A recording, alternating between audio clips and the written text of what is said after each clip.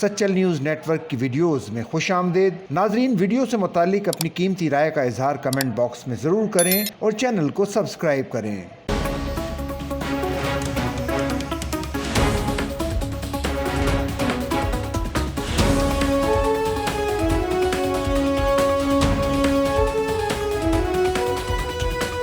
حالیہ جنگ میں بھارت کے خلاف پاکستان کی تاریخی فتح نے قومی دفاع کے متعلق عوامی تاثر کو تبدیل کر دیا اور ملک کے دفاعی بجٹ پر طویل عرصے سے جاری بحث کو بڑی حد تک خاموش کر دیا۔ گزشتہ کئی دہائیوں سے ملک کے فوجی اخراجات کو ناقدین ضرورت سے زیادہ قرار دیتے ہوئے اسے مشکلات کا شکار معیشت پر بوجھ اور پالیسی مباحثوں میں متنازع حیثیت سے دیکھتے تھے۔ تاہم حالیہ جنگ میں بھارت کے خلاف پاک فوج کی شاندار کارکردگی نے نہ صرف قوم کو متحد کیا بلکہ دفاعی اخراجات کو تنازعات کے بجائے قومی فخر کا باعث قرار دیا۔ پاکستان کی عسکری کامیابی شہریوں کی توقعات سے بڑھ کر ثابت ہوئی۔ اس فتح نے عالمی برادری کو بھی حیران کر دیا، لیکن وسیع عددی اور مالی فوائد کے حامل بھارت کو ایک سنگین نفسیاتی اور اسٹریٹجک جھٹکا دیا۔ بھارت کے دفاعی بجٹ کے 10ویں حصے سے بھی کم بجٹ کی حامل پاکستان کی مسلح افواج نے اپنے حریف کو پچھاڑ دیا اور بہترین کارکردگی کا مظاہرہ کرتے ہوئے یہ ثابت کیا کہ تعداد اور اخراجات پر اسٹریٹجک صلاحیت، قیادت، تربیت، حوصلہ اور اتحاد بھاری پڑ سکتا ہے۔ اس فتح نے عالمی سطح پر پاکستان کا قد بلند کر دیا۔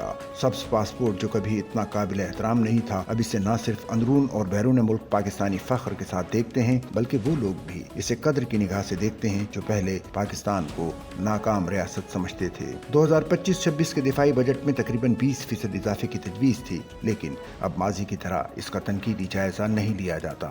کوئی وقت تھا جب دفاعی بجٹ میں کٹوتیوں کا مطالبہ ہوتا تھا، لیکن اب سیاسی اور عوامی حلقوں میں وسیع پیمانے پر یہ تسلیم کیا جا رہا ہے کہ پاکستان کی سلامتی پر کوئی سمجھوتا نہیں ہونا چاہیے۔ ایک ماہ قبل ہی قوم نے مشاہدہ کیا کہ قابل فوج کیا کچھ کر سکتی ہے۔ کئی ناقدین جو پہلے فوج کا ملک جیسی اصطلاحات استعمال کرتے تھے، وہ اب نہ صرف علاقے بلکہ قومی وقار اور بین الاقوامی حیثیت کے تحفظ میں مسلح افواج کے ناگزیر کردار کو تسلیم کرتے ہیں۔ پاک بھارت جنگ نے افغانستان، عراق، شام اور لیبیا جیسی قوموں کے حشر کی بھی یاد دلائی، کیونکہ یہ وہ ممالک تھے جہاں ناکافی دفاع کی وجہ سے غیر ملکی حملوں، عدم استحکام اور افراتفری کی راہ ہموار ہوئی۔ تاہم فتح کے اس لمحے کے ساتھ بہتری اور ذمہ داری کا احساس بھی ضروری ہے۔ دفاعی اخراجات میں اضافے کے لیے شفافیت، بہتر کارکردگی اور درست استعمال کی توقعات بھی پورا ہونی چاہیے۔ اب سویلین اور فوجی قیادت دونوں اس بات کو یقینی بنائیں کہ قومی دفاع کے لیے مختص کیا گیا پیسہ ملک کی آپریشنل تیاری اور تکنیکی برتری کو مزید مضبوط کرے۔